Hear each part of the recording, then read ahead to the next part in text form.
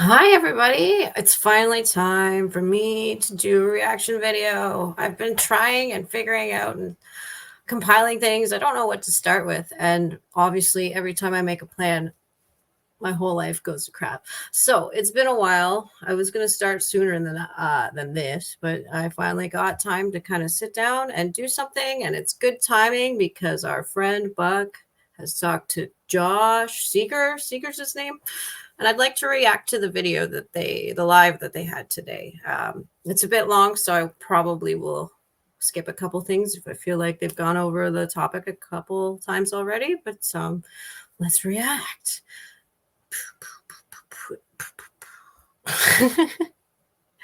So that was my intro. Did you like it? All right, let's go.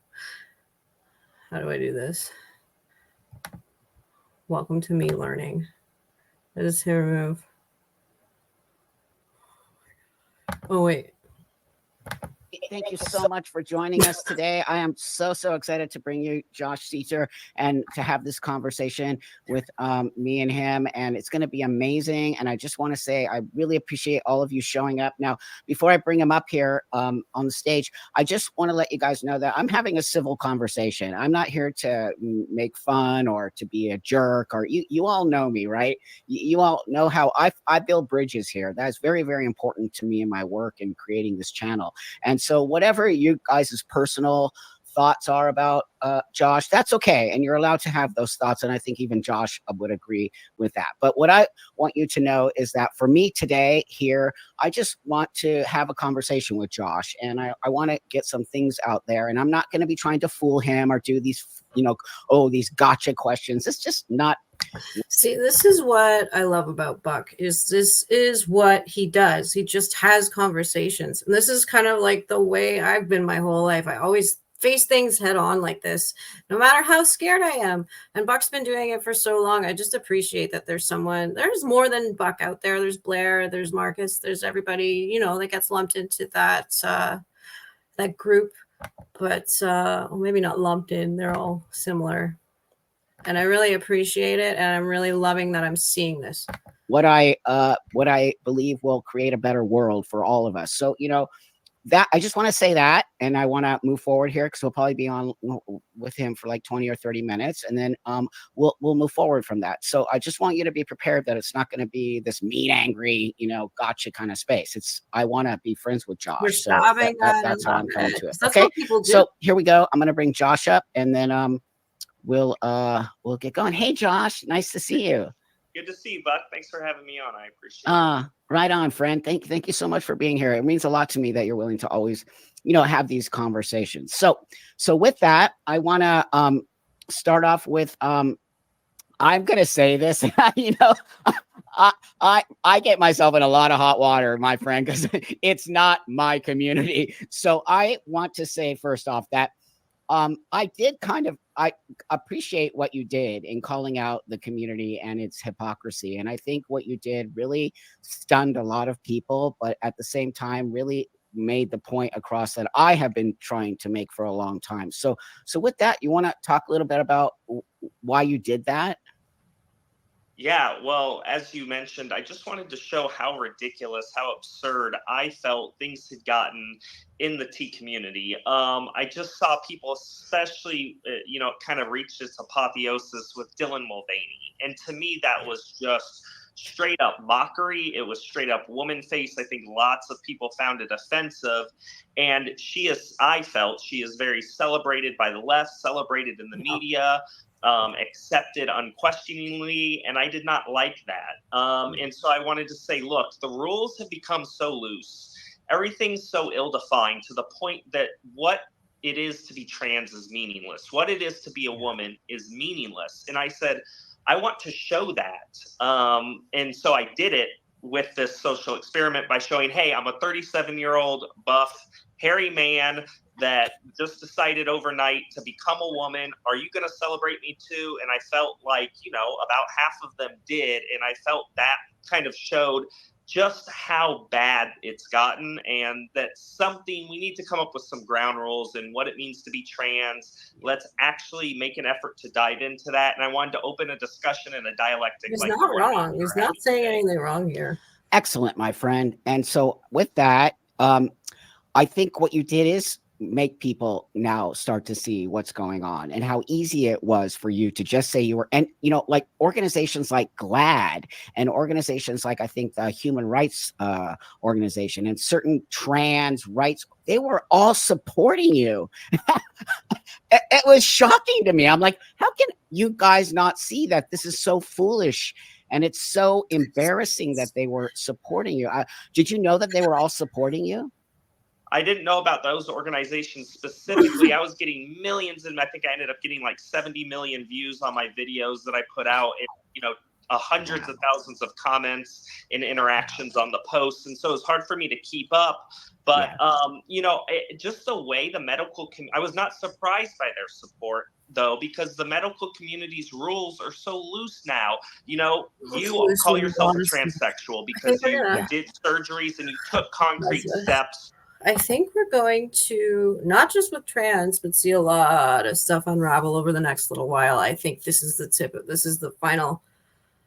We're breaking through with trans and the fakeness of it, but I think we're going to, this is just going to take the tapestry down, that string that pulls the whole thing apart. I think we are also going to see overdiagnosis of things that people don't even have. Common, I won't mention any because right now it's still a sensitive topic, but there's a lot of common mental illnesses that almost get used as like the female derangement syndrome that they used to overuse in the early, like 100 years ago, 200 years ago. Those reasons why a lot of women were shoved into these institutions because of female derangement syndromes. And maybe sometimes it does exist. Sometimes people are a little bit too obsessed with their whatever they are because they have nothing else to lean on. But I think we're going to be seeing a lot more get blown out and a lot more malpractice that's been going on with other things over the next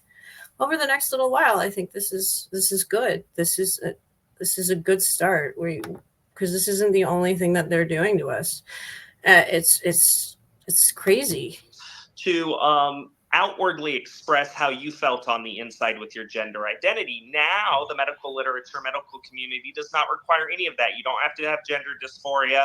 You don't have to take hormones. You don't have to get surgery. And you don't even need to transition to be trans.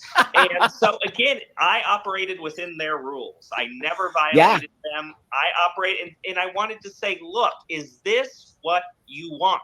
Do you want Josh Seiters to cut? Is this really where we're at? There has to be some kind of defined, crystallized rules of what it really means to be trans, because I feel like it doesn't mean what it did when we used to refer to transsexuals or how you in your interviews talk about it. You lay out exactly, hey, I can't change my.